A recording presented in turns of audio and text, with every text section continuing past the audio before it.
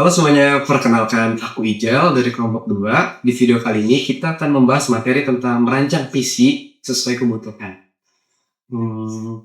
Teman-teman, pernah lihat nggak sih seseorang yang membeli PC atau laptop dengan harga yang sangat mahal, tetapi hanya digunakan untuk menonton film atau hanya sekedar mengerjakan tugas? Dan sebaliknya, membeli perangkat murah, tetapi tidak bisa menjalankan aplikasi yang dibutuhkan. Nah, itu alasannya kenapa kita perlu merancang atau memilih PC sesuai dengan kebutuhan kita.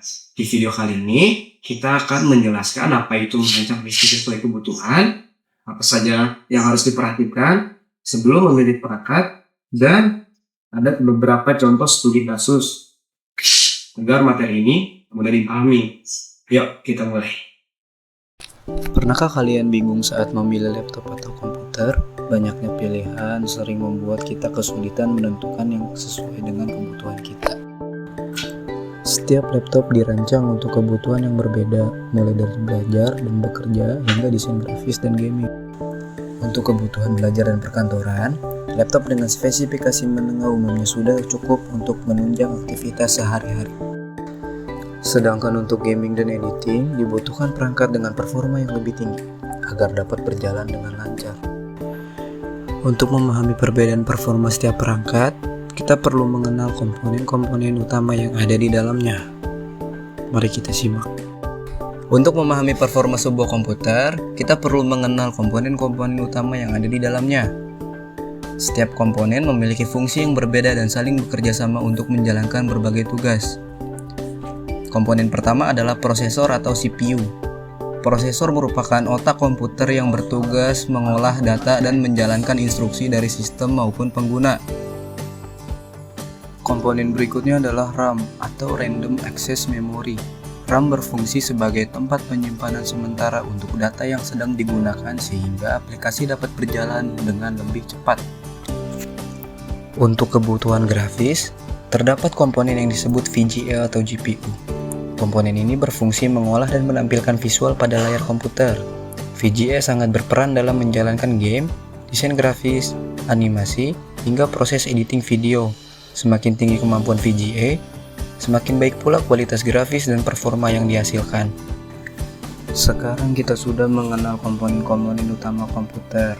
Selanjutnya, mari kita terapkan pengetahuan tersebut ke dalam beberapa studi kasus sesuai kebutuhan pengguna.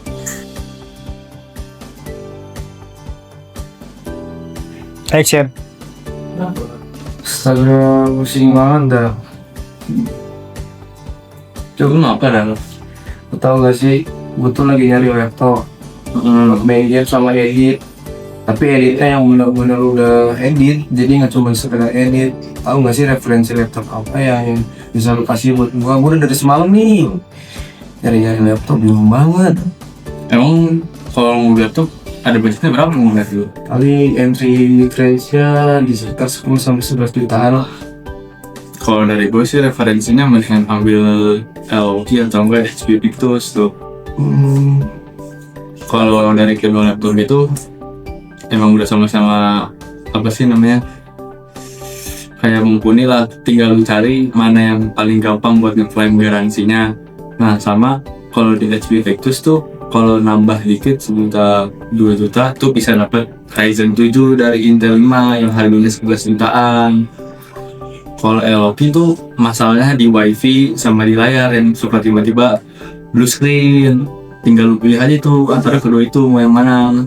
Jadi kita nggak boleh sembarangan ngambil laptop ya? Gue udah cari juga kayak dari perusahaannya tuh mau berani gak kan selain garansinya gitu. Yaudah Cuk, makasih ya Cuk. Coba nanti gue pikirin lagi deh. Thank you Cuk. Apa dah, boleh sih banget nih. Aduh, iya Ber, dari semalam Ber tuh dingin nih. Buat nyari laptop, Bandung buat kebutuhan apa ya Pak?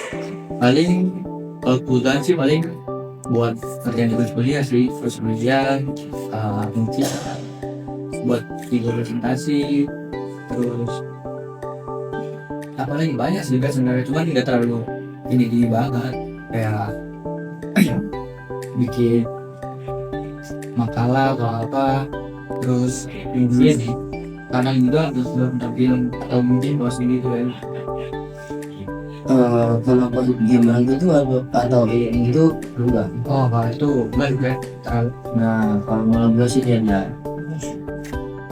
Mending lu udah tuh ini aja, bisnis saya belajar juga.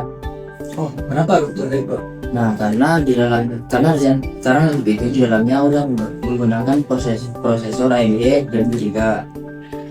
Terus 3250 itu udah menjalankan buat kebutuhan kuliah lu. Kan kuliah kan banyak aplikasi gitu ya. Nah, tapi itu udah bisa menjalankan aplikasi seperti Microsoft Word, Excel, terus apalagi ya ini itulah semua aplikasi itu bisa jalan. Nah, serta lu bisa ini juga laptop itu bisa melaksanakan kelas online gitu. Nah, udah ini gitu. ya intinya spesifikasinya itu sesuai kebutuhan lu. Berarti buat gue sih sama kerja juga enak ya. Enak banget tuh malah. Oh, jadi gitu ya. Oh, berarti itu kalau kita milih laptop itu sesuai kebutuhan ya. Benar. Ya udah, Ben. Thank you ya, segala. Dari kedua studi kasus tersebut, dapat diketahui bahwa setiap pengguna memiliki kebutuhan yang berbeda-beda. Mahasiswa membutuhkan perangkat yang mampu menunjang aktivitas belajar dan produktivitas sehari-hari, sementara pengguna gaming memerlukan spesifikasi yang lebih tinggi untuk mendapatkan performa yang maksimal. Dengan memahami fungsi setiap komponen komputer, kita dapat menentukan spesifikasi yang tepat sesuai kebutuhan dan anggaran yang dimiliki.